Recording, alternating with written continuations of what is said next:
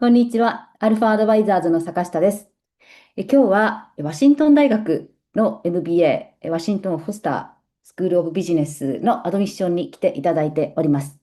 ワシントン大学の MBA はトップ20に大体いつもね、ランクインしている MBA トップ校でもあるんですけれども、卒業後の年収は18万ドル。海外のアメリカの MBA に行くと、大体18万ドル前後、15万ドルから20万ドルっていうのが、卒業後の平均年収としては、特に米国就職の場合はスタンダードになってきているんですが、このワシントン大学の MBA も卒業生が外資金融とか外資コンサル、その他事業会社とか、あとはマーケティングなんかにも実はとても強い学校で、卒業生が日本人でも米国で就職したり、あるいは母国に帰って活躍している方もたくさんいる学校ですね。で、今日はアドミッションの方に学校の概要の説明をしてもらいます。あとはアプリケーション、受験のところ、エッセイ、レジュメ、それからインタビュー。これが主な審査項目。その他にもいろいろとね、成績表を出したりもするんですけれども、受験のところもお話ししてもらおうと思います。アルファアドバイザーズでは今まで17年間、社会人の方のキャリアサポートをしてきました。で、やはり今日お話しするような MBA ですね。海外の MBA に行くと、一気に経営層、マネジメント、それから専門的な職種ですね。金融であったり、あとはマーケティングであったり、専門性が身につくということで、目指している20代、30代、40代の方もたくさんアルファに来てくれます。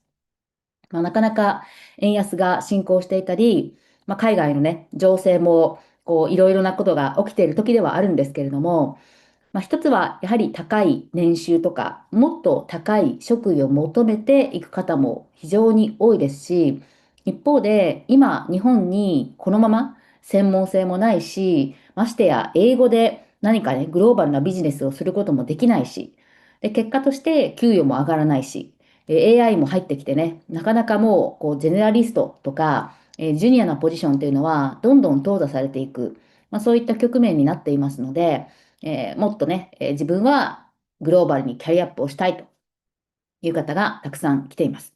で、今、英語ができないとか、今の仕事そんなにね、実はものすごくトップティアの有名な企業にいるわけでもないしという方もたくさん挑戦してます。で、結果としてここにあるようなね、皆さん、もともと海外で金融に入る方は、投資銀行で働いていたり、商社のコーポレートだったりするんですけれども、投資銀行に行ったり、GAFA に入ったり、それから商社に行ったり、意外とね、商社でやりたいことがあるんだっていう方は、MBA に行った後、商社に行ったりする方もいますね。はい。で、転職もアルファではたくさんサポートしてますので、MBA に行って、その後の転職もそうですし、まずは転職して、そこである程度ね、例えば今そんなにトップティアの企業にいないよっていう方、中小企業にいますよ。そういう方は一旦、ビッグフォーとかであればね、グローバルに皆さん名前が知られている企業ですので、一旦ビッグフォーとかに入って、ちょっと専門性を上げて、そこから MBA に行く、そういうルートもありますので、ぜひ自分はどうキャリアアップしていくのかなっていうルートもご相談していただければと思います。で、MBA に関しては、話を戻すと、本当に職種も年代も様々な方が挑戦しています。大体20代から30代が2年間行くタイプの MBA では、ボリュームゾーンなんですけれども、30代、40代の方もミドルキャリアでね、1年間の MBA に行ったりもしています。でアルファではその後のキャリアサポートもしてますので、アルファに来ていただく限りは MBA に行ったけれども、いわゆる MBA の高いというかね、コスト、学費のリターンが得られないっていうことは、本当にありえない。むしろ、もう大きな金銭的なリターンもそうですし、仕事の責任感とか、活躍する幅も大きく広がりますので、ぜひ、もう自分はね、もうこんなとこでくすぶっているのではなくて、もっと海外に出て活躍したいとか、もっとグローバルな環境でね、切磋琢磨して成長したいという方は来ていただければなと思います。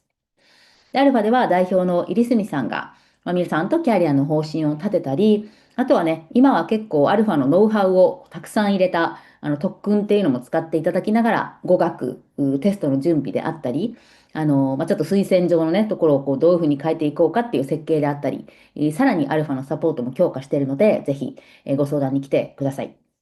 で、私はヘルスケアのキャリアからコロンビア大学の教育大学院に行きまして、教育大学院も基本的には MBA とか、海外の大学院と同じ受験プロセスですので、MBA 以外のね、大学院に行きたいという方もサポートしているんですが、今はアルファでサポートをしております。はい。ということで、ここの方はたまたまPE に行かれた方なんですけども、MBA に行った後、あるいはそのまま転職サポートというのもやってますので、いつでもご相談ください。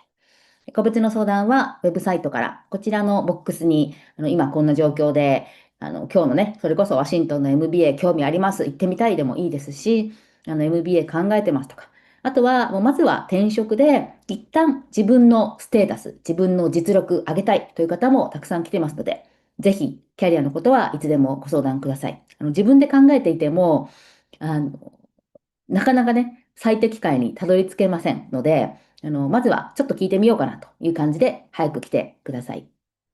はい。では、今日は、ワシントン、フォスタースクールオブビジネスのアドミッションの方に、学校の概要とか、魅力っていうのを話してもらおうと思います。Thank you, Brent.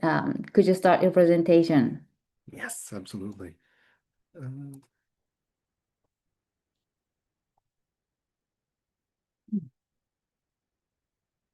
all right. And can you see that? Yes. Okay, perfect. Well, konnichiwa, everyone. Hello, my name is Brent Nagamine, and I do want to say thank you very much for taking the time to learn a little bit more about the MBA program here at the Foster School of Business. Quickly, before we jump in, I do want to introduce myself. As I mentioned, my name is Brent Nagamine. I'm our Director of MBA Admissions. I oversee admission for the full-time, evening, and global MBA programs at the Foster School. I have been with the Foster School since 2019. Before that, I was earning my master's at the University of Pennsylvania. Before that, I worked in admissions at a number of different schools.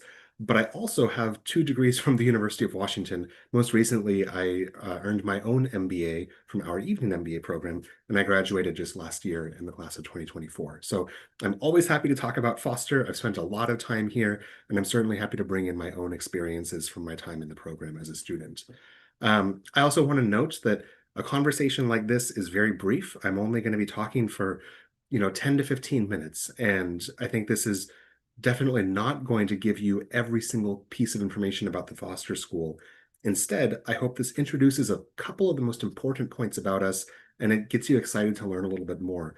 And I do want to emphasize that if you've got any follow-up questions, my email is here on the slide. You're absolutely welcome to reach out to me, and I'm happy to be a resource to you, as would anyone else on my team. So, jumping right in, the agenda for this very quick slideshow is that I want to do a very high-level overview of our full-time MBA program.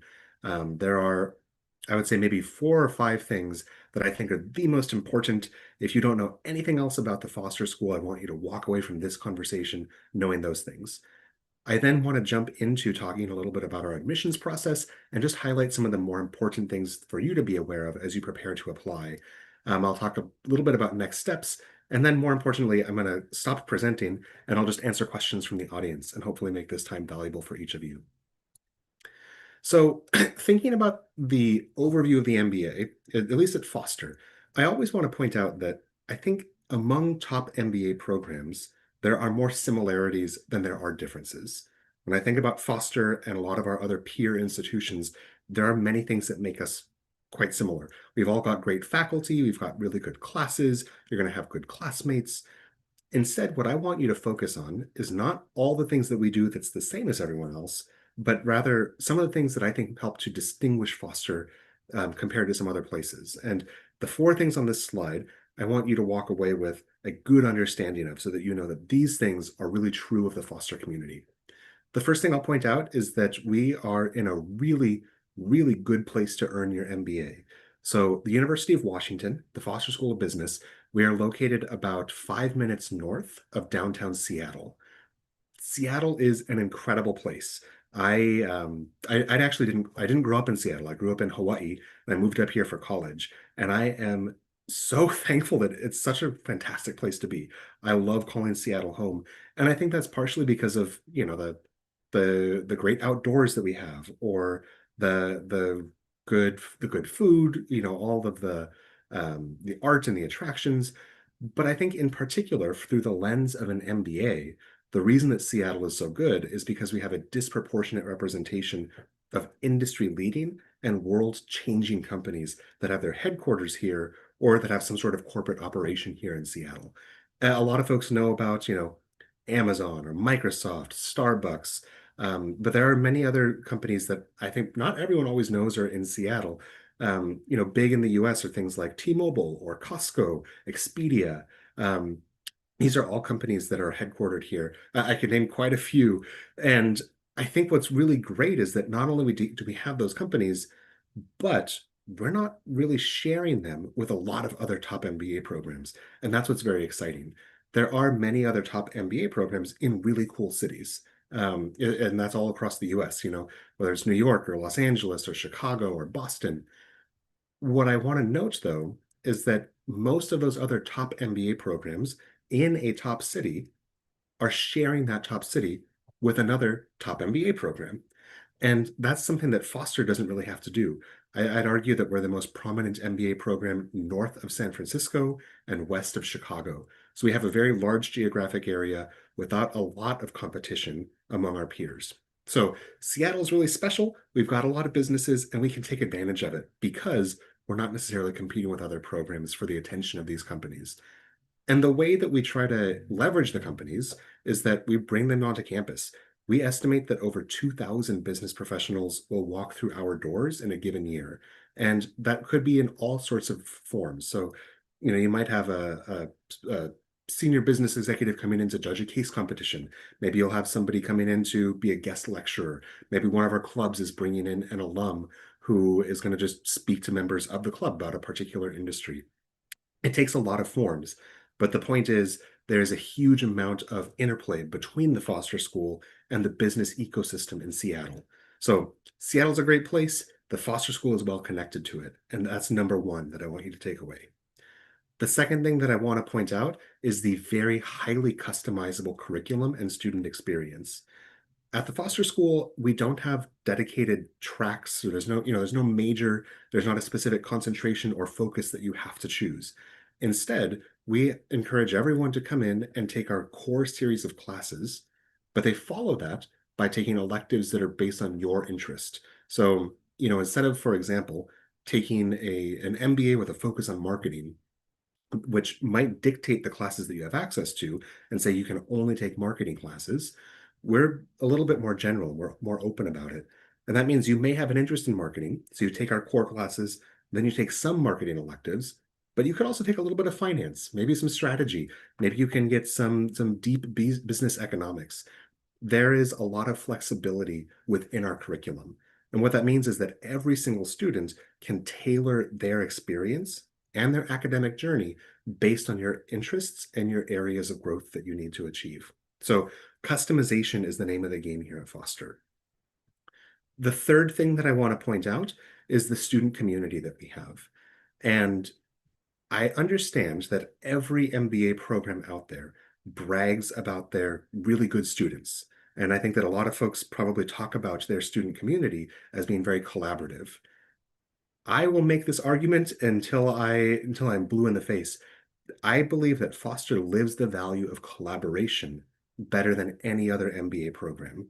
And if you think about the value that kind of unites us, it is that idea that we want to work together and be better together because of collaboration and through collaboration. Again, I should be really clear. Every MBA program has its own set of values. So I can think about some other MBA programs that they want to bring in the most ambitious students, the go-getters, right? Maybe there's a different MBA program that wants to bring in the smartest people with the best test scores. Maybe there's another MBA program that wants to bring in folks who show the most leadership on their resume. And there's nothing wrong with any of those values. And I should be really clear that at Foster, we have ambitious, intelligent leaders. But I'd say that the unifying value is collaboration. And so if you're thinking about being in a community and being in an MBA community, where you will learn because of your classmates, not in spite of your classmates, then I think that you should really think about Foster. That's the sort of community value that we're going for. And I think that we do a really good job at preserving that sentiment within our student body. The fourth and final thing that I'd say is that the biggest takeaway is return on your investment. I want to be really clear. I understand that an MBA program is a huge investment. You're taking time out of the workforce. So there's lost income, there's lost work experience, and you're paying tuition. You're paying to live. For folks coming from outside the United States, you may be bringing family. There are extra costs of moving. It's just emotionally heavy. So it is a big investment to study for your MBA, particularly in another country. What I'm so happy about, though, is that the Foster School does an incredible job of giving you something for that investment. The ROI at Foster is absolutely top-notch, and it's one of the things that I want you to know. I think that you can measure ROI in several different ways. Probably the one that matters most to students would be through things like job placement and career outcomes. And those are two areas that we're very focused on, and we've historically done extraordinarily well in. Foster typically has one of the top job placements in the country. It does fluctuate every year, so I haven't seen the most recent stat, but we're usually one of the top. And I know over the past 10 years, we've consistently been #1 in the country for job placement. On top of that, I want to be clear that we're not just, our graduates are not just finding any jobs, they're finding really good MBA level jobs. And the average starting salary for our graduates this past year was about 150,000 US, and about 80% of our students received a signing bonus that brought the average first year compensation up to almost 200,000 US dollars. That's really good return on your investment, especially when you consider the fact that our tuition, our base price of tuition, is oftentimes much lower than many of our other peers at other MBA programs. So ROI, I'd say that's #4. To highlight all of it, #1, Seattle. It's a fantastic resource. It's a fantastic place to earn your MBA. #2, customization. You can really get out of this experience what you want based on your interests. #3, really good student community. And I'd say that the value there is based on collaboration. And then #4, return on investment. If you walk away with nothing else, I want you to understand those 4 things about Foster. Moving on, I think a lot of folks are curious what our class typically looks like and what some of the numbers are. This is basically a screenshot of our class profile. You can find it online, and every year we update the numbers. So when you choose to go online and look at this, we may even have updated numbers for the class of 2027. None of the numbers on here I think are terribly surprising, but I do want to point out a few things. If you see the entering class size of 118, that may look very small to you, but that's intentional for us, and that's within our pretty standard range. Typically, one of our MBA classes or cohorts is going to be between 100 and 120. Every once in a while, we'll go above 120. Every once in a while, we'll go below 100, but typically 100 to 120 is our standard range. So we are intentionally small. Another thing I want to point out is the representation of undergraduate majors. On this slide, that's in the bottom left. But you see this pie chart, and this shows all the different majors or all the different areas of study that our students came in with. And I always want to be really clear, there is no single major that represents a majority of the academic backgrounds for our students. And I think that's incredible. I think it's really important, but it emphasizes the diversity of backgrounds that our students come in with. I don't expect everyone to have pre-existing business knowledge. I don't expect everyone to be, an engineer or come from consulting or, have a marketing background. There are a ton of different backgrounds, and I think that's part of what makes the MBA program so rich at the Foster School. I'll also just point out that we have historically had a really robust population of international students. And I think that Foster and the Seattle community in general tends to be a pretty good place for folks who are studying in the US from outside the US. And so you'll see right under that photo, the breakdown of the representation of both Washington state residents, US citizens who are not Washington state residents, and then international students. So all this stuff you'll find online, but I always like to just do the screenshot and show a couple things that I think are worth pointing out. At this point, though, I do want to talk a little bit more about the admission process, and this is more or less where I will end. As you're preparing for your application, I think a lot of folks tend to ask, like, well, what do we look at in the admissions team and what matters? That's a really big question, and I probably cannot answer all of it in one single conversation, but I like to use this framework. Realistically, when we are evaluating applications, we are asking ourselves kind of just two very high-level questions. And the first question is this: we're looking for academic indicators, and specifically, we want to understand, are you ready to do the work of the MBA? Are you going to be successful in our classroom? That is the first thing we're looking for. And to answer this question, we are going to require and look at your transcripts, your test scores, and your resume. The transcripts, very briefly, that's a list of all the classes that you've taken and the grades you've earned in them in college. Knowing that I think a lot of folks on the call are probably tuning in from Japan, I do want to be clear about a couple things. At the University of Washington, we don't want you to send in an evaluated transcript, meaning there are a lot of services that may offer to kind of essentially convert your transcript from another country into a US format. That's not what we're looking for. If your transcript is natively in English, that's totally fine. And if it's on a different grading system, that's totally okay. That's what we want. If your transcript is not in English, we will ask you to get it translated, but we're looking for a word-for-word direct translation, not an evaluation service. The next item on here are test scores. We accept either the GRE or the GMAT for the full-time MBA program. We don't have a preference between those two. What I will point out, though, is that you'll notice there's an asterisk next to test scores, and that's because we are test optional at the Foster School. This means that any candidate can choose to apply with or without test scores, and you can have your application be complete without test scores.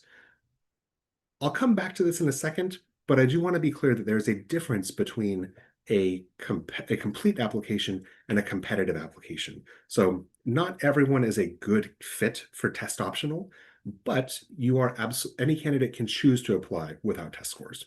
And I'll come back to that in a second. The third thing that we look at to assess your academic readiness will be your resume. And this may be an opportunity for folks to share a little bit more about what they've been doing since college and share some of the skills they've been practicing and developing since then.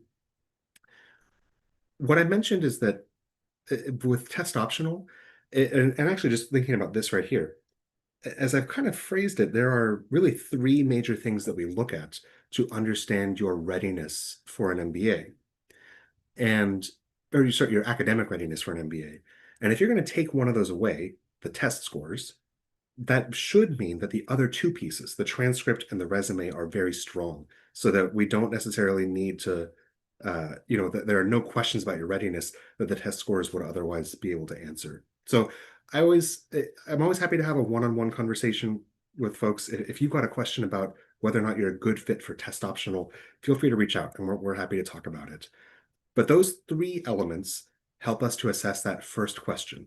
Academic indicators: can you do the work? What I'll note is that the Foster School, like many schools in our peer group, we're very privileged in our applicant pool because we have more people who apply that can do the work, who are academically qualified, than we have space to admit. And that's when we move on to the second question. And here for the second question, we are asking about your fit. Essentially, how will you impact our community? To answer this question, we are once again going to look at the resume. We want to understand your career goals. We want to understand what you've done so far and how we can support you in getting where you want to go after the MBA. Is your career trajectory a match for what we can support? That's a really important part of fit. We're also going to look for essays. We require 2 essays, and 2 are optional. What I want to note is that if you have previously looked at our application, some of our essay prompts have changed this year. So make sure that you're looking at our most updated essay prompts online. We also require letters of recommendation. We require 2. My note on letters of recommendation is that we are not so concerned with the title of your recommender as we are with the substance of the recommendation.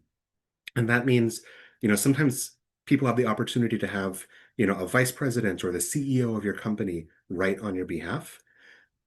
And they think, oh, because that person has a very impressive title, it's going to carry more weight with MBA admission. That's really not the case. We're really looking for people who understand and can speak to the contributions you make in a professional environment. So most traditionally, that will be your direct supervisor, and then maybe your past direct supervisor from a job you've held previously. The final thing that I think really helps us to understand who you are, your fit, and how you'll impact our community is the interview. And there are two waves of interviews with the Foster School. The first one is a video interview that every applicant is invited to complete right after the application deadline. And then the second is by invitation only, and that's the one-on-one admissions interview. Those are, I wouldn't say standard, but I think hopefully nothing too surprising there. We try to keep them pretty conversational, and we just want to learn a little bit more about who you are, as well as your goals and how they fit with the Foster School. So all of these pieces help us to answer that second question, which is about fit. As I mentioned, just in summary, really the two things that we ask ourselves when we're evaluating an application: are you academically qualified, and do you fit with our community? It's a lot of work, but at the end of the day, everything we're looking at it fits under one of those two big headers. My final slide is that I just want to maybe give you some tips on where to go from here. The admission test, that's one of those fit indicators. A lot of people spend months and months studying for one of these tests. If you haven't already started a plan, or if you haven't already started, I would at least encourage you to develop a plan to study for a test. You want to make sure you're giving as much time as is necessary for those. I'd also encourage you to connect with your potential recommenders. It can take a long time to make sure that you are having good conversations with your recommenders so that they feel comfortable writing on your behalf and highlighting the parts of your candidacy that you want them to highlight. And then the final thing I'll say is that you should continue to engage with the Foster community. This, as I mentioned, is a very quick conversation, but there are plenty of other ways to get much more in-depth information from us. That might be something like one of our Foster-hosted information sessions. It might be connecting with one of our current students or one of the alums in our ambassador program. Whatever it is, we want you to get more information about us so that you're confident that we could be the right fit for you.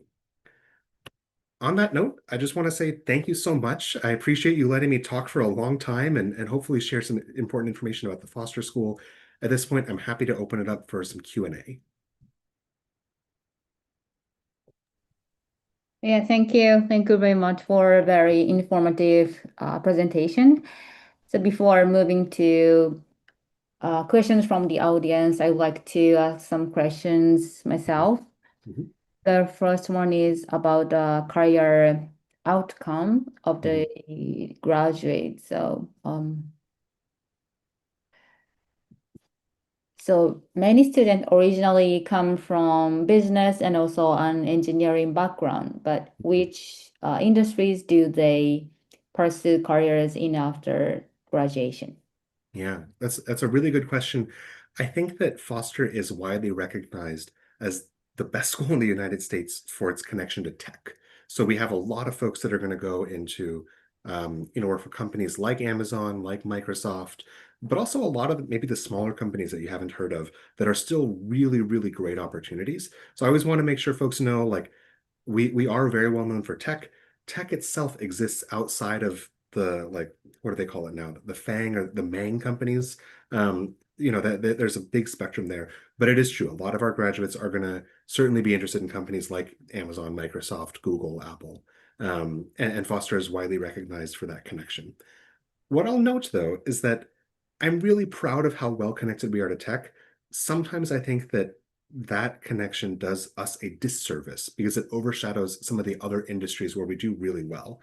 So a lot of our students are also very interested in consulting and will find jobs, again, throughout that entire spectrum, whether it's a BCG, McKinsey, Bain, or maybe one of the smaller, more boutique firms. So we do see a range of consultants as well. But consulting as a function tends to be very, very highly represented in our graduating class. And then I'd say There are other industries that are kind of specific to Seattle. There's a lot of biotech, there's a lot of healthcare where our students are seeing opportunity as well. We'll find folks in all sorts of other industries, but I'd say those are definitely probably the biggest. Thank you. Yeah, so recently lots of tech company and also healthcare companies are moving to Seattle. Mhm. Okay, thank you. And also I found that your program has some certificate, and I want to know more about the real estate specialization.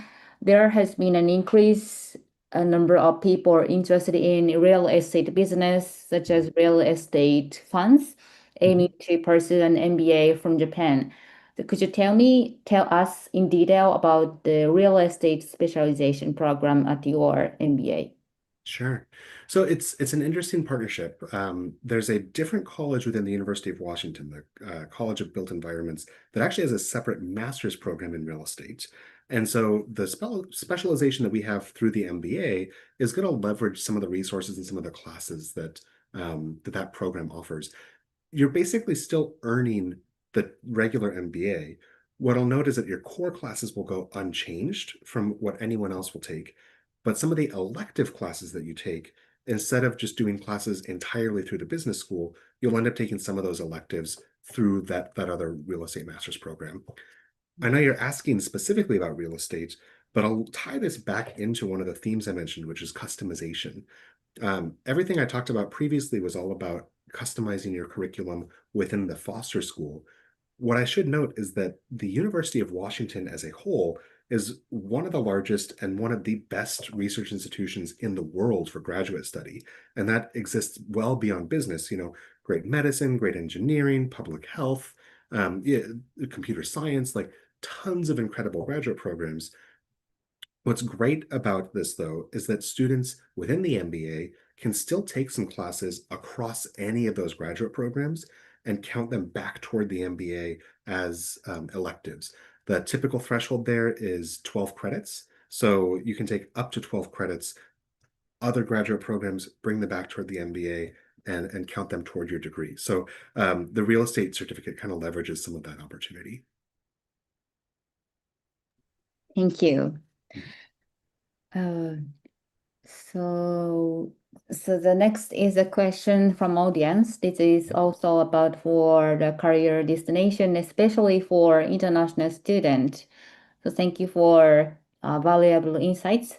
Where do international students typically finds employment after graduation?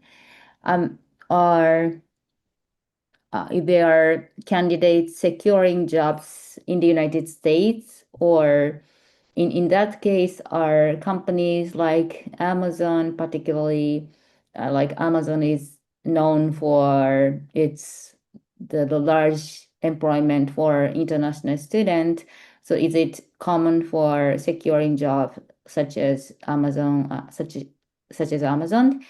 And what about the financial sector job placement? Really good questions. And I'm not sure. Well, first of all, thank you for the question. The way that I always want to preface this is by saying that instead of an angel and a devil that on my shoulder whispering into my ear, I always have my wife and our career management team. My wife is an attorney, and so she's always whispering into my ear, or hypothetically, like, Brent, don't make promises. And then I have on the other shoulder the career management team saying, Brent, don't make promises. So I should be clear. I'm able to talk a little bit about historical information. One of the tough things is that, the job market is constantly evolving. And I think sometimes that's impacted by the economy, sometimes by the geopolitical situations, or sometimes by different geopolitical situations. What it means is that what I say now, it may not be true in 2 years. So I do want to be clear that some of this is speculation. To the question, where do a lot of our international students land? Most are seeking jobs in the United States, and most will secure jobs in the United States. With that being said, not every company does sponsor visas. And so we always want to work with our international students to really come in with pretty with a pretty open mind. I think that Amazon in and of itself, they do have more ability to sponsor visas, and they hire a lot of people. But they hire a lot of people nationally. So it still can be very competitive. It is a good destination, but I'd always want to encourage folks to come in and think beyond Amazon. So there are other companies that could be really good fits as well. Um, Within all of what I just said, I think there's kind of a lot baked in. It's that situation's changing. So we don't know what it'll look like in a couple of years' time. Historically, Amazon has been able to support a lot of international students, and historically, Amazon has been a very popular destination for many of our international students. But the big takeaway is knowing how much fluctuation we see in the market in the United States. It's important to come in with that open mind, and be able to look past any one particular company. And I know we kind of use Amazon as the example. Obviously, they're a fantastic place to work. I know folks might ask the same question about, Microsoft or Google or Apple or any other sort of company. And I always want to encourage folks to come in and make sure you're keeping that open mind beyond just the one company. Thank you. Yeah, so open mind career journey is very important for student to seek out lots of opportunity. Yeah. Thank you. So the next question is about the study format. It's the main study method for the Washington MBA based on a case method. Good question. I know that there are some schools that are very famous for sticking to one method of instruction or over another. So a case method is very popular. Foster doesn't necessarily stick to one method. I think we really want to trust our faculty to teach their subjects in the way that is most comfortable to them. So I can say, as a student myself, I did do a lot of cases. I also had some lectures. I had some small group discussions. We had, other activities. So there was a lot of variance. I think you can definitely expect to get some cases at Foster, but you can also be prepared for a lot of other learning styles. Thank you. So not only case method, but also the hands-on experience or group study is very important. Yeah, absolutely. Thank you. So, okay, so about the program, are there dual degree programs with technology or data science and such kind of degrees? Yeah, really good question. And actually, this goes back to this whole point that I make about flexibility. I probably should have said all this stuff from the beginning. So the short answer is no and yes, actually. So there are a few very standard dual degree programs. I think the MBA JD is fairly standard. There's an MBA MPA that's fairly standard. But outside of those that you'll find on the website, the University of Washington is actually very flexible, and we allow students to create essentially their own dual degree between any two graduate programs at the university. It can be a little bit complicated when it's considered like a non-standard dual degree. And what it will mean is that you'll have to apply to both programs independently and be admitted to both programs independently. And then the academic advisors from those programs will work together to figure out what your course of study is going to look like. So to answer that question, yes. If there's any other program in data science, and we have plenty at the University of Washington, you could, in theory, combine these two programs. What I'll say is that we typically, with the MBA, want you to complete the core MBA classes first. And so what this might look like is that maybe there are two programs you want to combine. Each program would normally take 2 years. What we might encourage you to do is do your first year entirely with the MBA program, your second year entirely with the second program, and then the third year, you'll combine electives from the two programs. So that instead of 4 years total, maybe it's just 3 years, but you'll still be able to take the core sequence of classes in both programs uninterrupted before you start taking electives across the programs. Wow. So students can like self-combine the program MBA and also, for example, data science program. Mm-hmm. Yeah, and again, so I'm thinking about data science. There are a bunch of different programs at the university. I wouldn't necessarily want to speak on each one of those other graduate programs. I know Mhm. that there are things that will touch on data science, and information systems, d different types of even within the foster school, there are other like business analytics programs. So there will be other programs out there that you can combine with it. Again, the big one is that to your point, yes, you can kind of self-combine these with the help of the advisors from both programs because they'll have to work closely together. Yeah, yeah, yeah, such a great flexibility in your program. Mhm.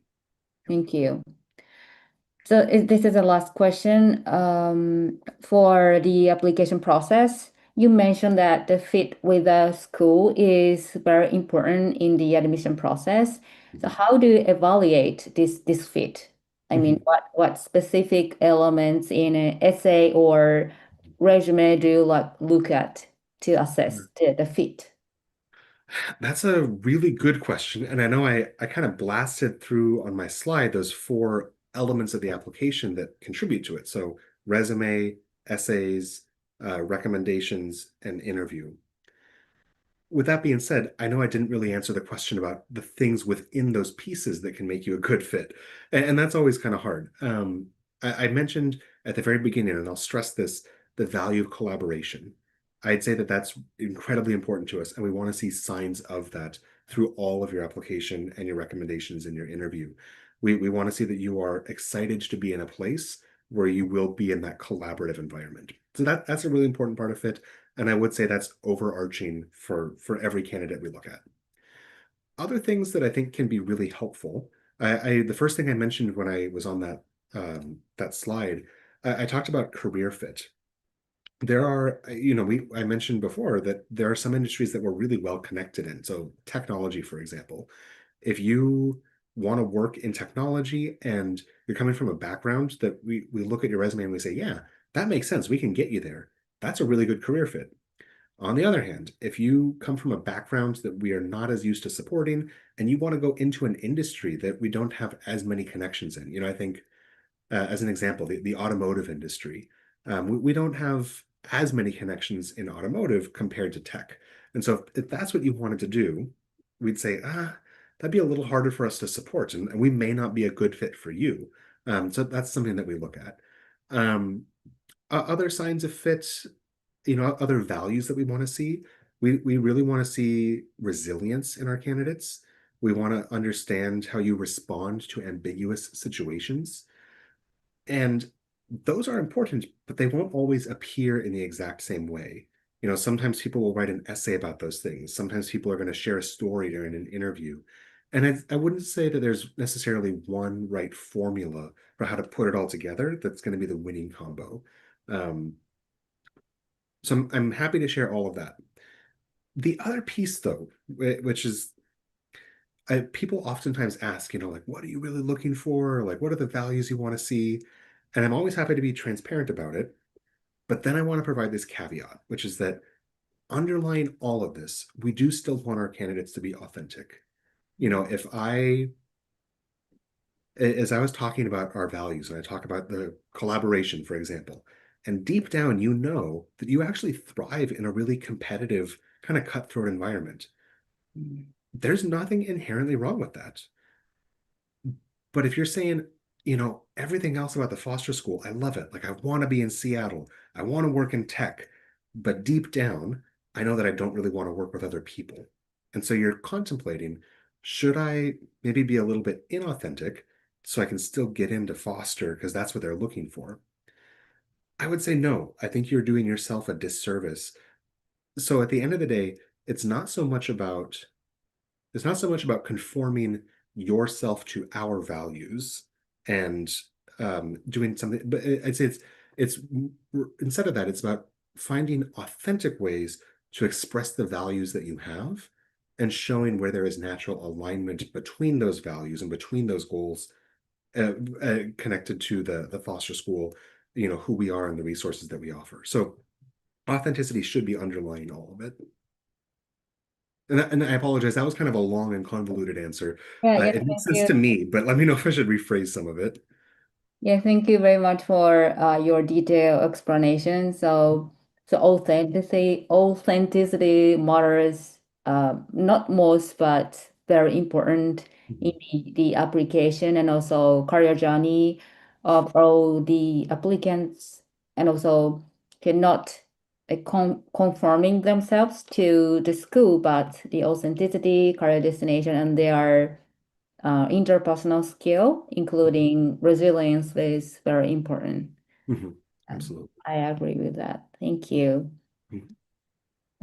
Yeah, thank you very much for your presentation and very impressive Q&A session.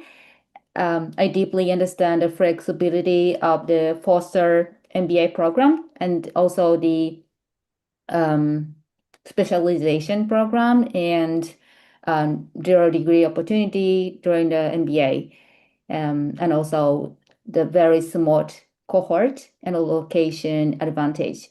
So lastly, please share our um, closing remarks to us, especially for MBA candidates. Yeah.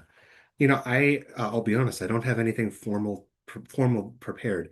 So I do just want to end by saying thank you again so much. I realize we've been on the call for what, close to 45, a little over 45 minutes now. So this is a lot of time you invested in learning about Foster.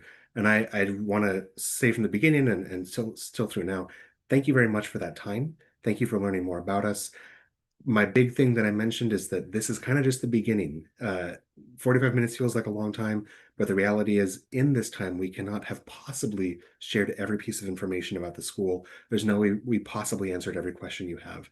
And so I'm hoping that this planted a seed and you're going to let that seed grow and you're going to learn a little bit more about Foster. So that's kind of just the big next thing is reach back out, talk to us. I'm here, the rest of my team is here, and we're always happy to be a resource to you.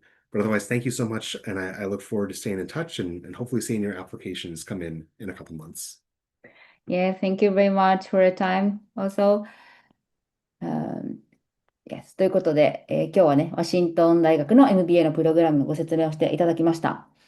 結構デュアルディグリーというか、スペシャリゼーションですね、専門性がつけられるオプションであったりとか、あとは、そのテックにね、実は特化したプログラムもあったりしますので、ぜひ興味がある方はいつでもアルファに来ていただいて、アプリケーションプロセスもサポートしております。オーセンティシティという自分が本当に何者であるかとか何がしたいかっていうところもね、非常にエッセイとかレジュメで表現していくのはなかなか難しいんですけれども、とても重要なところなので、ぜひ自分のキャリア設計というところからアルファに来ていただいて、ご相談ください。あとは、IELTS、TOEFL、GMAT、GRE、そういったテスト対策もね、アルファも非常に安く、かつ短期間でやってますので、今から準備をして、来年の入学にも十分間に合うかなと思います。はい。ということで、今日はこちらで終わりたいと思います。皆さんからのご相談もお待ちしております。So thank you very much for your time, Brent. Have a good day. Bye.